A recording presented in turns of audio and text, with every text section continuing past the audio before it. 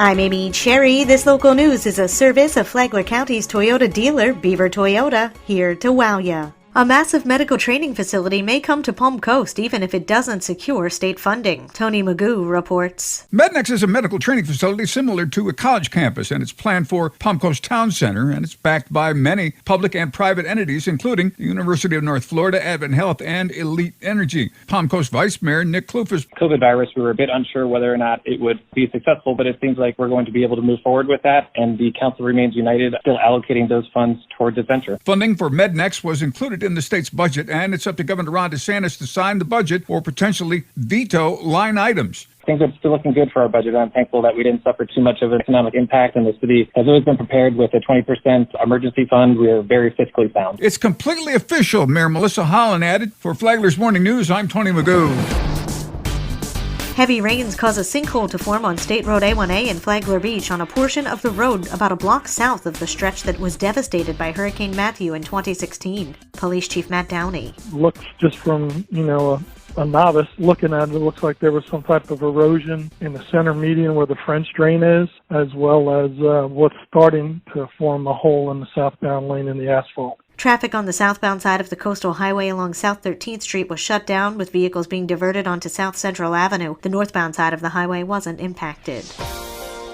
A plan to get school sports back up and running is under consideration. John Arking has the details. New Flagler Superintendent Kathy Middlestad says that the district's athletic directors met last week with the risk management director to begin working through what school athletics will look like. We're not there yet, so we're going to start off with just some training protocols put in place. We hope to allow our sports teams to begin some summer training later in June, and so we're anxious to go ahead and be able to communicate that out in the very near future. So our summer camps do start June 15th at our school sites, and then we also are going to start our virtual learning on June 8th with our ESY programs, our third grade and our STEM programs. So we're going to keep that virtual for now. We're not ready to bring our students back into the building yet, so we're taking small steps to prepare for August. From the WNZF Newsroom, I'm John Arkin.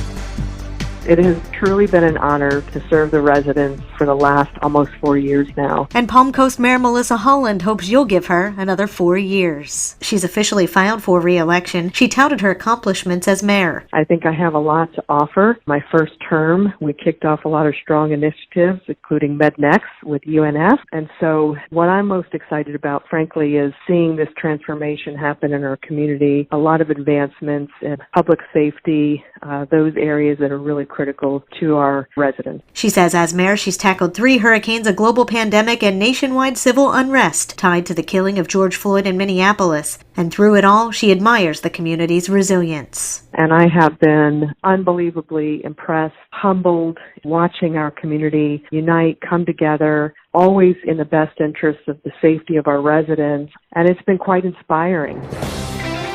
Not everybody needs to evacuate for a hurricane. That's what Flagler County Emergency Manager Jonathan Lord said. If your neighborhood or your zone are called to evacuate, please don't ignore that. We do our best not to over-evacuate. We really don't want extra people evacuating if they don't have to. We have zones A, B, C, and D that are on the eastern side. Lord said there's one more zone. All the way out west on Crescent Lake and around Crescent Lake, just south of Daytona North.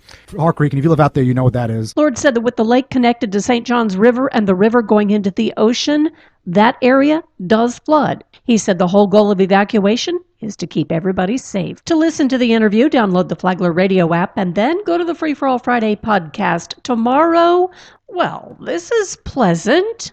The most likely thing to kill you during a hurricane.